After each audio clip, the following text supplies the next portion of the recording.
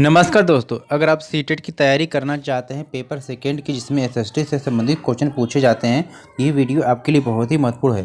क्योंकि आप सभी जानते हैं कि एसएसटी के पेपर में क्या है, एनसीईआरटी बेस होता है। ठीक है, उसमें आपको क्लास 6 से लेकर क्लास 8 तक की सारी एनसीईआरटी की बुक को कवर करना होता है। ठीक है, तो इसी को ध्यान में रखते हुए हमने एनसीईआरटी सीरीज को शुरू किया, जिसमें क्लास 6 से लेकर 8 तक की सारी बुक को कवर कराया जाएगा। ठीक है, तो ये क्लास 6 एनसीईआरटी की बुक है, ज्योग्राफी की, और चैप्टर नंबर 2 है। अगर आपने चैप्टर नंबर 1 को नहीं देखा है तो ज़रूर देख लेंगे, प्लेलिस्ट से जाके उसको आप देख लेंगे, क्योंकि हम सारे एनसीईआरटी की किताबों को कराएंगे। ठीक है, तो ये ज्योग्राफी चैप्टर 2 है क्लास 6 का। चैप्टर का नाम है ग्लोब, अक्षांश एवं देशांतर। ठीक है, तो चलिए देखते हैं कि ग्लोब क्या है। ठीक है,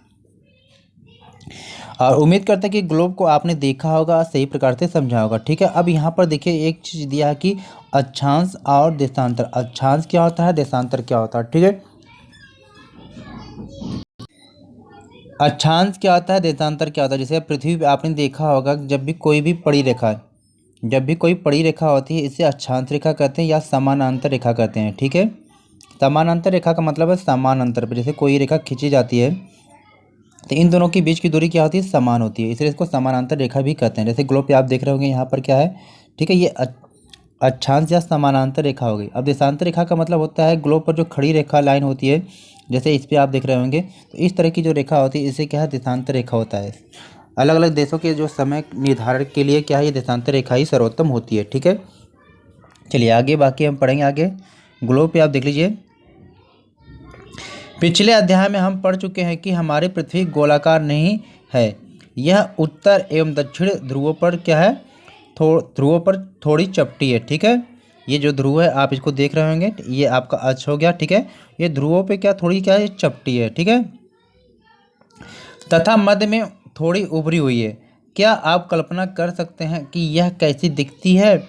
इस संबंध में जानकारी प्राप्त करने के लिए आप अपनी कक्षा में सावधानीपूर्वक ग्लोब को देखिए। ग्लोब पृथ्वी का लघु रूप में एक वास्तविक प्रतिरूप, यानी कि ग्लोब क्या होता है बच्चों, अगर आपसे पूछा जाए, यह पृथ्वी की तरह ही दिखने वाला एक लघु रूप होता है। ठीक है, लघु रूप में एक वास्तविक प्रतिरूप, यानी जैसे आप ग्लोब को देखते हैं ठीक वैसे ही हमारी पृथ्वी है। ठीक है, चित्र में आप देख रहे होंगे। आगे देखिए, ग्लोब विभिन्न आकार एवं प्रकार के हो सकते हैं। देखिए ग्लोब क्या होते हैं, विभिन्न आकार और प्रकार के हो सकते हैं। यानी एक बड़े ग्लोब हो सकता है जो आसानी से एक स्थान से दूसरे स्थान पर नहीं ले जा सकते आप। कुछ ग्लोब ऐसे होंगे जिनको हम क्या है, पॉकेट में रखने योग्य छोटे ग्लोब तथा गुब्बारे जैसे ग्लोब भी होते हैं, जिनमें हवा भरी जा सकती है एवं आसानी से एक स्थान से दूसरे स्थान पर ले जा सकते हैं।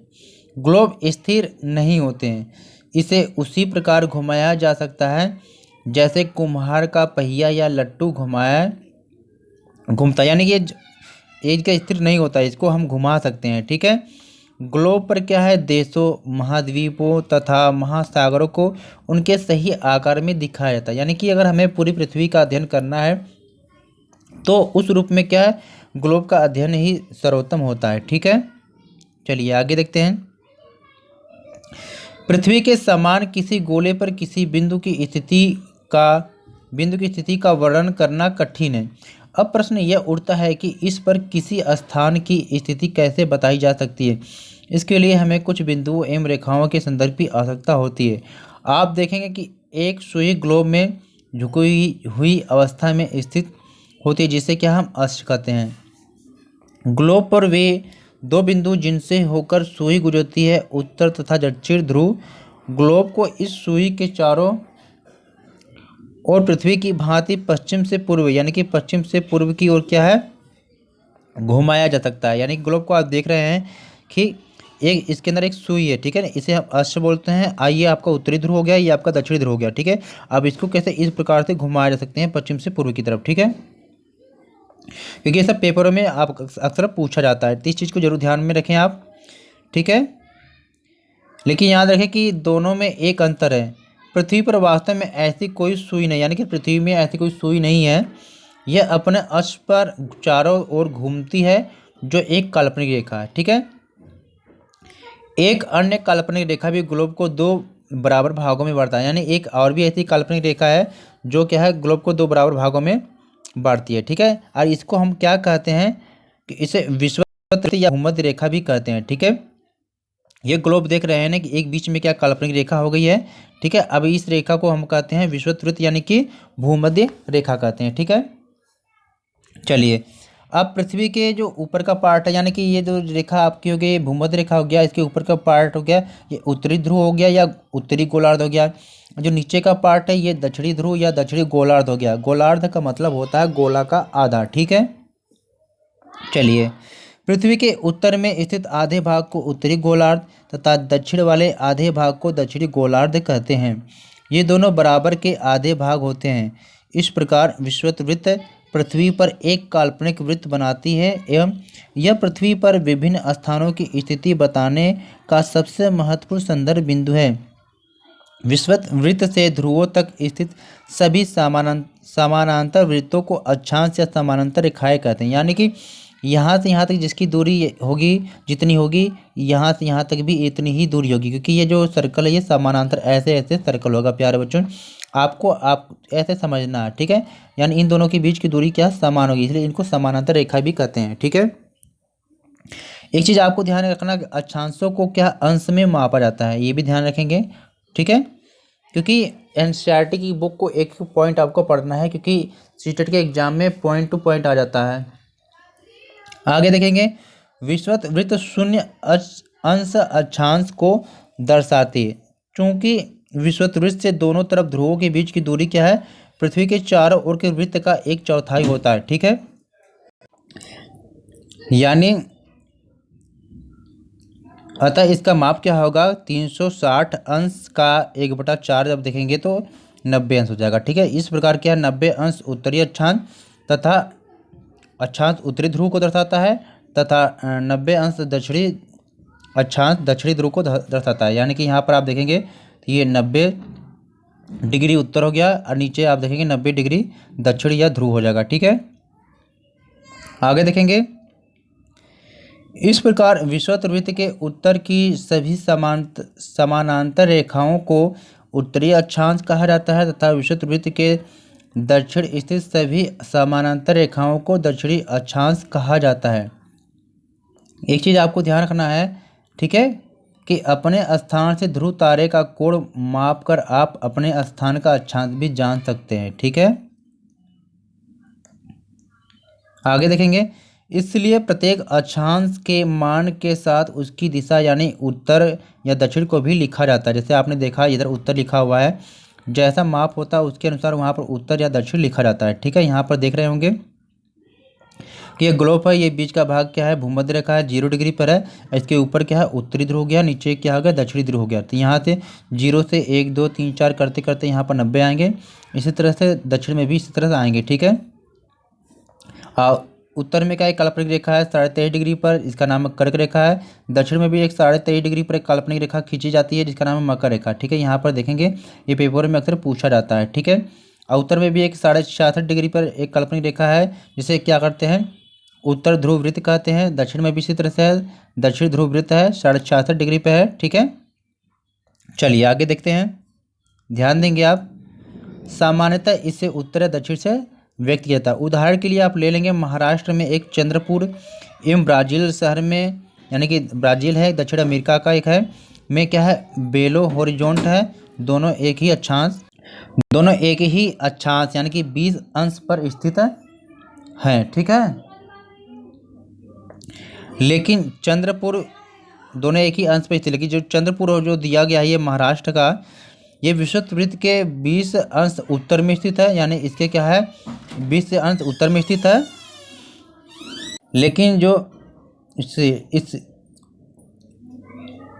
जो उत्तर में बेलो हॉरिजॉन्ट जो है विषुवत वृत्त के 20 अंश दक्षिण में स्थित है। ठीक है, यानी कि दोनों क्या है 20 अंश में स्थित है, लेकिन बस क्या चंद्रपुर जो है आपके उत्तर में है और जो आपका हॉरिजॉन्ट है ये आपके दक्षिण में है। ठीक है, इसको आप समझेंगे। इसलिए हम कहते हैं कि चंद्रपुर क्या 20 डिग्री उत्तर अक्षांश पर तथा बेलो हॉरिजॉन्ट 20 डिग्री दक्षिण अक्षांश पर स्थित है। ठीक है, चित्र में आप इसको देख सकते हैं। ठीक है, यानी कि यह 0 डिग्री है, इधर 20 डिग्री उत्तर में है, इधर 20 डिग्री आपके दक्षिण में है। ठीक है, चलिए आगे देखते हैं। महत्वपूर्ण जो अक्षांश बिंदु है इनको आप देखेंगे और समझेंगे, पेपर में पूछा जाता है। कौन से है? विषुवत जो है 0 डिग्री पे है, और उत्तरी ध्रुव क्या है 90 डिग्री उत्तर में है, तथा दक्षिण जो ध्रुव है 90 डिग्री दक्षिण में है। ठीक है, इसके अतिरिक्त 4 महत्वपूर्ण और भी समानांतर रेखाएं हैं जिसको हम आगे देखते हैं। ठीक है, अब यहाँ पर ध्यान से देखेंगे, ठीक है, कि उत्तरी गोलार्ध में जो है 23.5 डिग्री पर जो कर्क रेखा अभी हमने जो देखा है, और दक्षिणी गोलार्ध में भी जो है मकर रेखा, ये भी 23.5 डिग्री दक्षिण में है। ठीक है, ध्यान देंगे, ये 23.5 डिग्री उत्तर में है, ये 23.5 डिग्री दक्षिण में है। ठीक है, फिर विषुवत वृत्त के भी 66.5 डिग्री उत्तर में उत्तर ध्रुव वृत्त है, और विषुवत वृत्त रेखा के 66.5 डिग्री दक्षिण में क्या है? दक्षिण ध्रुव वृत्त है। ठीक है, इसको भी आप देखेंगे। अब पृथ्वी के ताप कटिबंध को देखते हैं। ठीक है, बहुत ध्यान देंगे, पेपरों में क्वेश्चन यहीं से बनते हैं। सीटेट में जो पेपर में जो क्वेश्चन आते हैं ये यहीं से आते हैं, 1 या 2 क्वेश्चन आपको यहाँ से देखने को मिलेंगे। ठीक है, चलिए आगे देखते हैं कि कर्क रेखा एवं मकर रेखा के जो बीच के सभी अक्षांशों पर सूर्य वर्ष में एक बार दोपहर में सिर के ऊपर ठीक ऊपर होता है, इसलिए इस क्षेत्र में सबसे अधिक ऊष्मा प्राप्त होती है तथा इसे क्या कहते हैं? उष्णकटिबंध कहते हैं। तो यहाँ पर आप समझेंगे, देखिए यहाँ पर बात कही जा रही है कर्क रेखा मकर रेखा के जो बीच का जो क्षेत्र होता है इसको कहते हैं उष्णकटिबंध कहते हैं। ठीक है, यहाँ पर दिया गया है। अब यहाँ पर क्या है? उत्तरी ध्रुव वृत्त और ये कर्क रेखा के जो बीच का जो क्षेत्र है इसको कहते हैं उत्तरी शीतोष्ण कटिबंध, और इसी प्रकार से मकर रेखा और दक्षिणी शीत कटिबंध के जो बीच का क्षेत्र है इसको भी कहते हैं दक्षिणी शीतोष्ण कटिबंध, यानी कि दिन के समय गर्म, रात के समय ठंडा। ठीक है, और ये जो ध्रुव की तरफ क्या है? ये शीत कटिबंध कहलाते हैं। ठीक है, दोनों को आप समझेंगे। आप आगे ध्यान देंगे, यहाँ पर आप क्या है कि कर्क रेखा तथा मकर रेखा के जो बाद किसी भी अक्षांश पर दोपहर का जो सूर्य कभी भी सिर के ऊपर नहीं होता है। ठीक है, यानी कि आप देख पा रहे हैं, इसमें आपको दिखाया गया है। ठीक है, ध्रुव की तरफ क्या होता है? सूर्य की किरणें होती हैं तिरछी होती हैं। ठीक है, इस प्रकार उत्तरी गोलार्ध में कर्क रेखा एवं उत्तर ध्रुव वृत्त तथा दक्षिणी गोलार्ध में मकर रेखा एवं दक्षिणी ध्रुव वृत्त के बीच वाले क्षेत्र का जो तापमान है मध्यम रहता है। ठीक है, अभी हमने जो दिखाया जिसको हमने शीतोष्ण कटिबंध आपको दिखाया, ये शीतोष्ण कटिबंध आपका जो ये वाला क्षेत्र है। ठीक है, ये वाला शीतोष्ण कटिबंध दोनों है। ठीक है, एनसीईआरटी की किताबों में जितना भी चित्र रहता है उसको जरूर पढ़ लेंगे क्योंकि इनसे बहुत सारे क्वेश्चन को पूछा जाता है। ठीक है, आगे देखेंगे, उत्तरी गोलार्ध एवं उत्तर ध्रुव वृत्त यानी कि ध्रुव की तरफ वृत्त एवं उत्तरी ध्रुव तथा दक्षिणी गोलार्ध में दक्षिणी ध्रुव वृत्त एवं दक्षिणी ध्रुव के बीच के जो क्षेत्र में ठंड बहुत होती है, यानी दोनों ये ध्रुव की तरफ की बात हो रही है। ठीक है, क्योंकि यहाँ सूर्य क्षेत्र यानी तिरछे होता है, ज़्यादा ऊपर नहीं जा सकता, इसलिए ये क्या है? क्षेत्र जो कहलाते हैं शीत कटिबंध कहलाते हैं। चित्र में आप देखेंगे। ठीक है, ये शीत कटिबंध है, इसको भी आप देखेंगे, ये कि उत्तरी शीत कटिबंध, ये दक्षिणी शीत कटिबंध। चलिए आगे देखते हैं, देशांतर क्या है? देशांतर को आप देखेंगे क्या है। ठीक है, समझेंगे। किसी स्थान की स्थिति को बताने के लिए उस स्थान के अक्षांश के अतिरिक्त कुछ और जानकारियों की आवश्यकता भी होती है। आप देख सकते हैं कि प्रशांत महासागर में स्थित टोंगा द्वीप एवं हिंद महासागर में स्थित मॉरिशस द्वीप एक ही अक्षांश यानी कि 20 डिग्री पर स्थित हैं। उनकी सही स्थिति जानने के लिए यह पता करना होगा कि उत्तर ध्रुव को दक्षिण ध्रुव से जोड़ने वाली संदर्भ रेखा से पूर्व या पश्चिम की ओर इन स्थानों की दूरी कितनी है। ठीक है, इन संदर्भ रेखाओं को क्या है? देशांतरी यामोत्तर कहते हैं। ठीक है, तो ये जो आप रेखा आप ये जो रेखा आप देख रहे हैं, इस तरह की जो रेखाएं हैं ये देशांतर रेखाएं होती हैं। ठीक है, चलिए आगे देखते हैं। तथा उनके बीच की दूरी को देशांतरों के अंशों में मापा जाता है। ठीक है, प्रत्येक अंश को क्या है? मिनट में तथा मिनट को सेकेंड में विभाजित किया जाता है। जैसे आप देखते हैं कि कोई भी संख्या लिखी रहती है तो उस पर हम यह डिग्री का चिन्ह लगा देते हैं। अब 1 डिग्री बराबर कितने? 60 मिनट में होता है। ठीक है, अब मिनट का सिंबल होता है ये ऐसे डॉट है। ठीक है, अगर 1 मिनट को हम फिर चेंज करते हैं सेकेंड में तो वहाँ पर क्या है? डबल डॉट लगा देते हैं, ये सेकेंड हो गया। ठीक है ना, चलिए अगर आपको बदलना रहेगा तो इस तरह आप बदल लेंगे। ठीक है, चलिए आगे देखते हैं कि यह अर्धवृत्त है तथा उनके बीच की दूरी ध्रुवों की तरफ बढ़ने पर घटती जाती है एवं ध्रुवों पर शून्य हो जाती है। जैसे यहाँ पर देख पा रहे हैं कि ये जैसे ये ध्रुव की तरफ बढ़ते हैं यहाँ पर तो इनकी दोनों की जो बीच की जो दूरी है ये क्या शून्य हो जाती है। देख रहे हैं ना, सब मिल जाते हैं आपस में। चलिए आगे देखेंगे। अक्षांश समांतर रेखाओं से भिन्न सभी देशांतरी यामात्रों की लंबाई समान होती है, इसलिए इन्हें सिर्फ मुख्य संख्याओं में व्यक्त करना कठिन था। तब सभी देशों ने निश्चय किया कि ग्रीनविच, जहां ब्रिटिश राजकीय वेधशाला है, से गुजरने वाली यामोत्तर से पूर्व और पश्चिम की ओर गिनती शुरू की जाए। यानी कि सभी लोगों ने निश्चित किया। तो ये जो बीच में जो 0 डिग्री देशांतर रेखा है, ये कहाँ पर है? आपके इंग्लैंड में है, ठीक है, ब्रिटिश में है, जहाँ पर राजकीय वेधशाला है, ठीक है। अब इससे गुजरने वाली रेखा को क्या, इसको प्रमुख यामोत्तर माना गया है। अब इधर का जो क्षेत्र होता है, ये टाइम आगे होगा पूरब की तरफ, और जो पश्चिम का जो होगा, ये टाइम इसका पीछे होगा, ठीक है। देखिए, इस यामोत्तर को प्रमुख यामोत्तर माना गया है, जिसका मान क्या 0 डिग्री देशांतर है, तथा यहाँ से हम 180 डिग्री पूर्व, 180 डिग्री पूर्व तथा 180 डिग्री पश्चिम तक गणना करते हैं। प्यारे दोस्तों, फिर यहाँ पर देखेंगे प्रमुख यामोत्तर तथा 180 डिग्री यामोत्तर मिलकर क्या करते हैं? पृथ्वी को 2 समान भागों, यानी कि पूर्वी गोलार्ध है, ये पूर्वी गोलार्ध है, ठीक है, पूर्वी गोलार्ध तथा पश्चिमी गोलार्ध में क्या है? बांटते हैं, ठीक है। ये पूर्वी गोलार्ध पश्चिमी गोलार्ध में बांटते हैं।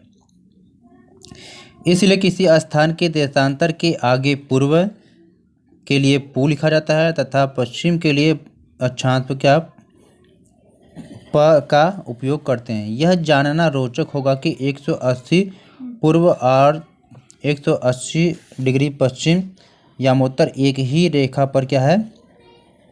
स्थित है। जैसे इधर से 180 जब जाएगा इधर और 180 इधर जाएगा, दोनों क्या एक ही रेखा पर स्थित है, ठीक है। चलिए आगे देखते हैं। अब ग्लोब पर अक्षांश यानी समानांतर रेखाओं एवं देशांतरी यामोत्तरों के द्वारा बनी ग्रिड को आप देखोगे, ठीक है। अगर आपको किसी स्थान के अक्षांश एवं देशांतर की सही जानकारी हो तो आप ग्लोब पर क्या है उसका पता लगा सकते हैं, उस स्थान का। उदाहरण के लिए आप यहाँ पर ले लेंगे कि असम में धुबरी जो है 26 डिग्री उत्तर अक्षांश एवं 90 डिग्री पूर्व देशांतर पर स्थित है। अब उस बिंदु को देखें जहाँ ये दोनों बिंदु, यानी कि जैसे मान लीजिए ये अक्षांश रेखा इधर से कोई जा रही है, यहाँ से देशांतर रेखा गुजर रही है, और जिस पॉइंट पे दोनों काटते हैं तो ये उसकी सही लोकेशन होती है, ठीक है। तो यहीं पर रेखा एक दूसरे को काटते हैं, यह बिंदु क्या धुबरी की सही स्थिति होगी, ठीक है। इसको समझने के लिए कागज पर समान दूरी वाले क्षैतिज तथा ऊर्ध्वाधर रेखाएं आपको खींचना होगा, ठीक है। इस प्रकार से आपको रेखाएं खींचकर उसकी नंबरिंग आपको कर लेना है, फिर आपको जहाँ पर मिलान होगा तो वहाँ पर वो स्थान होगा, ठीक है। इसको आप पढ़ लेंगे, ठीक है, एक्सरसाइज है। अब यहाँ पर मैप को आप देख लेंगे, ठीक है, यह आपको दिखाया गया है, ठीक है। अब ये मैप में आप देख पा रहे हैं कि जो ग्रीनविच रेखा है, ठीक है, ये 0 डिग्री पर है। इससे ये पूर्व की तरफ जितना भी समय होता है आगे होता है, और पश्चिम की तरफ जाने पर क्या इसका समय कम होता है। आप देख पा रहे होंगे, जैसे यहाँ पर मान लीजिए भारत है, भारत का टाइम कितना है? 5.5 घंटे ज़्यादा है। अब यहाँ पर देखेंगे आप, चीन की बात होगी, चीन का जो है 8 घंटे टाइम ज़्यादा है, ठीक है। इसी प्रकार से हम देखते रहेंगे, ठीक है। और जैसे ही आप पश्चिम की तरफ जाते हैं तो इसका जो टाइम क्या कम होगा, ठीक है। जैसे यहाँ पर देखेंगे आप संयुक्त राज्य अमेरिका देखेंगे तो ये -8 यानी 8 घंटे पीछे होगा, ठीक है। उम्मीद करते हैं कि आप समझ गए होंगे, चित्र को सही प्रकार से देख लेंगे, ठीक है। ये ग्रीनविच रेखा है, इस देशांतर रेखा। अब आप देखेंगे कि वृत्त अ डिग्री उत्तरी अक्षांश तथा मतलब इसको एक्सरसाइज को तो आप इस पे देख लेंगे, ठीक है, किस प्रकार से मिलाया गया है, ठीक है। चलिए आगे देखते हैं। देशांतर एवं समय, समय को मापने का सबसे अच्छा साधन पृथ्वी, चंद्रमा एवं ग्रहों की गति है, ठीक है। कैसे? सूर्योदय एवं सूर्यास्त प्रतिदिन क्या होता है, ठीक है। आपने देखा होगा कि पहले लोग क्या समय का निर्धारण सूर्य या चंद्रमा के ही आधार पर करते थे, अतः स्वाभाविक ही है कि यह पूरे विश्व में भी समय निर्धारण का सबसे अच्छा साधन होगा। स्थानीय समय का अनुमान सूर्य के द्वारा बनने वाली परछाई से लगाया जा सकता है। जैसे आपने देखा कि जब सूर्य ठीक आपके सर के ऊपर होता है तो बहुत सारे लोग अनुमान लगाते हैं कि अब दोपहर है, ठीक है।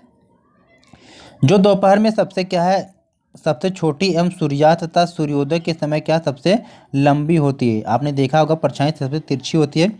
ग्रीनविच पर स्थित प्रमुख यामोत्तर पर सूर्य जिस समय आकाश के सबसे ऊंचे बिंदु पर होता है उस समय यामोत्तर पर स्थित सभी स्थानों पर क्या दोपहर होगी, ठीक है।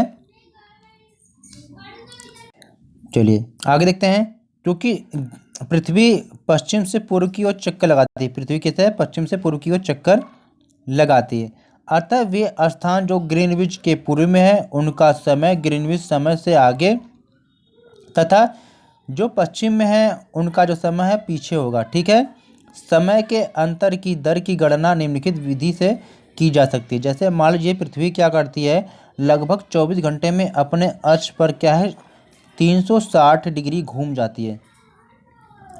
पृथ्वी क्या करती है 24 घंटे में 360 डिग्री घूम जाती है। अर्थात हम देखेंगे तो वह 1 घंटे में कितना 15 डिग्री घूमती है। ठीक है। आप इसको निकाल लेंगे 360/24 करके निकालेंगे तो ऐसा हो जाएगा। ठीक है।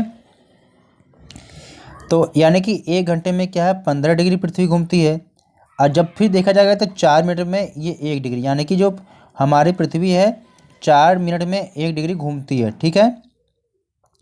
इस प्रकार जब ग्रीनविच में दोपहर के 12 बजते हैं तब ग्रीनविच से 15 डिग्री पूर्व में क्या है समय क्या होगा 15 × 4। जैसे मान लीजिए ये ग्रीनविच रेखा है। ठीक है। यहाँ पर अगर 12 बज रहा है तो अगर हमें क्या निकालना है कि 15 डिग्री देशांतर को निकालना है कि इसका कितना होगा। तो आपको करना क्या है, आपको पता है कि 1 डिग्री बराबर 4 मिनट होता है, तो 15 × 4 आप कर लेंगे तो 60 मिनट हो जाएगा। यानी कि वहाँ पर क्या 1 घंटा ज़्यादा होगा। यानी कि ग्रीनविच में अगर वहाँ पर 12 बज रहा है, यानी प्रमुख यामोत्तर पे यहाँ पर 12 बज रहा है, तो यहाँ पर कितने 1 बजेगा। ठीक है। ठीक है। तो यहाँ पर क्या 1 घंटा आगे होगा, अर्थात वहाँ पर दोपहर का 1 बजा होगा। लेकिन ग्रीनविच से 15 डिग्री पश्चिम अगर यही पीछे की बात होती है, ठीक है, तो वहाँ पर 1 घंटा के समय पीछे होगा, यानी कि वहाँ पर क्या है 11 बजे होंगे। इसी प्रकार जब ग्रीनविच पर दोपहर के 12 बजे होंगे तो उस समय 180 डिग्री पर मध्य रात्रि होगी। ठीक है। चलिए, किसी भी स्थान पर जब सूर्य आकाश में अपने उच्चतम बिंदु पर होता है दोपहर में, उस समय घड़ी में दिन के 12 बजते हैं। इस प्रकार घड़ी के द्वारा दिखाया गया समय उस स्थान का स्थानीय समय होता है। आप देख सकते हैं कि दिए गए देशांतरी यामोत्तर पर सभी स्थानों का स्थानीय समय समान होता है। ठीक है। अब यहाँ पर देखेंगे हम मानक समय क्यों मानते हैं। बहुत सारे देशांतर रेखा को मानक समय मानते हैं। अलग अलग यामोत्तर पर स्थित स्थानों के स्थानीय समय में भी अंतर होता है। यहाँ पर आप देखेंगे, अब यहाँ से भी एक क्वेश्चन पेपर में पूछा जाता है अक्सर। ठीक है। उदाहरण के लिए बहुत से देशांतरों से होकर गुजरने वाली रेलगाड़ियों के लिए समय सारणी तैयार करना काफ़ी कठिन होता है। भारत में गुजरात के द्वारका तथा असम के डिब्रूगढ़ के स्थानीय समय में लगभग 1 घंटा 45 मिनट का अंतर होता है। इसलिए यह आवश्यक है कि देश के मध्य भाग से होकर गुजरने वाली किसी यामोत्तर के स्थानीय समय को क्या देश का मानक समय माना गया। इसलिए क्या 82.5 पूर्वी देशांतर को देश का मानक यामोत्तर माना गया। ये इलाहाबाद से गुजरता है। ठीक है।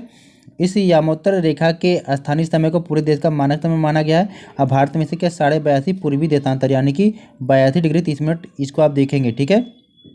ये अक्सर एग्जाम में पूछा जाता है, मानक यामोत्तर माना गया है, और इस मानक यामोत्तर के स्थानीय समय को क्या पूरे देश का मानक समय माना जाता है। इसे भारतीय मानक समय के नाम से भी जानते हैं। ठीक है।